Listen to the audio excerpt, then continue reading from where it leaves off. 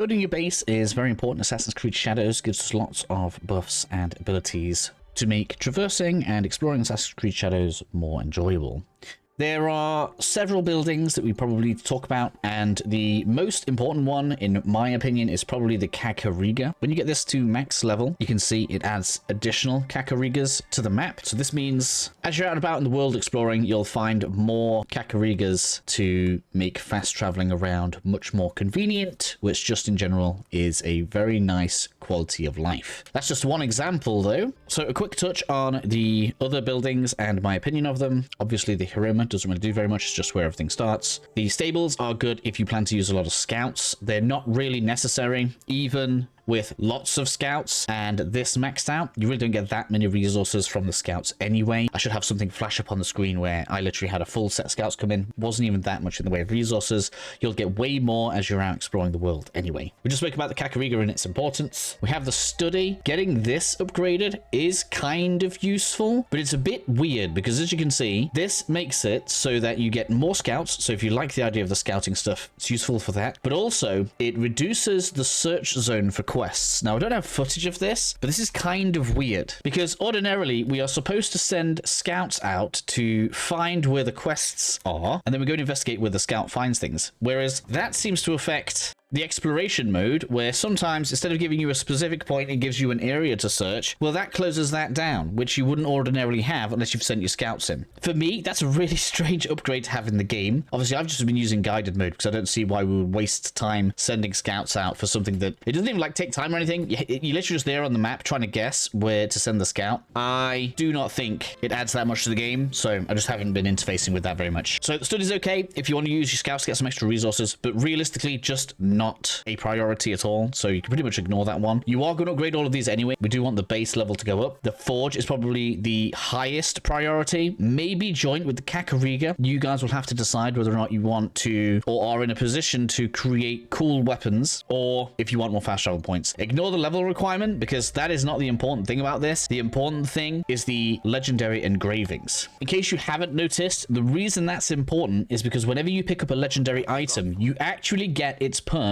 as an engraving. So this means you can do things like take this 100% damage to the attacker on deflect, put it on this weapon that also triggers poison on deflect to get some truly ridiculous weaponry, and this is all simply interchangeable by upgrading the forge. This is just really good for making your own style of play. Like I say, you get those unlocked whenever you pick up a weapon that has that perk on it. So as you're going around the game world picking up all these weapons, you get all these engravings, you can then put that onto another weapon to create your own playstyle, which I think is fantastic. After the forge, the next most important is going to depend on your followers, but the dojo is quite good once you start building up those followers. This actually directly affects gameplay. Don't sleep on this, because each of your followers has passives that they add when you have them equipped. For example here, when I have Genojo on, servants no longer inform enemies when they see me killing people, and if someone's about to detect me, it has some kind of cooldown on it. He drops like a flash bomb and disorients them, which is really crazy because you can be stood next to someone, he drops the flash bomb and you can instantly assassinate them, which is kind of crazy. The themed rooms are a little bit more basic, and you can see here that placing them does give XP, even the ones that are kind of decorative. So I could just have a large room here, and you can see down at the bottom, that's going to give me some extra XP towards my base level, unlike things like the Engawa. They don't give you any XP. These actually give like half a level, even at level 7. You will want to add these eventually, but realistically speaking, they're not that much of a benefit. Of course, the Terror is pretty good, so once you get that available, make sure you get that 10% XP down. That's just going to make leveling up a little bit faster. Leveling does matter, but it's a bit weird because, again, the world does level up with us, but it doesn't keep pace with us. So right now I'm level 38, so like everywhere's level 34, right? Apart from the 2 high level areas. Once we're like level 40, we're probably at the level that the game wants you to be to have complete freedom. And then just make sure you're on top of upgrading your gear at the forge, and you won't have any problem going around just absolutely annihilating everything. That brings me to the build guide part of this, and I do have some tips that I think help a lot, okay? The first one, and the place you should definitely 100% start, is to put your forge in the bottom left corner. Now, I've put mine here so that it can feel like a part of the rest of the village as you're building it out, but the reason you want it here, and if you want to be like mega efficient, you might even do something like putting it here. The reason for that is that when you fast travel in, this is where you're going to start. Okay, and now because I've moved that forge, when I look to the left, my forge is right here, ready for me to use. So maybe I'd move that across a little bit if you want it directly near where the stable is, and then you can walk on straight in and upgrade all of your weaponry. This is going to be the one that you visit the most often. So you want this to be in the most convenient position close to the stable, because that's going to save you time. I made the mistake of thinking, oh, we need to like come in through the front, and I had my forge all the way back here. No, screw that. You want it right near the stable. Don't walk to the forge.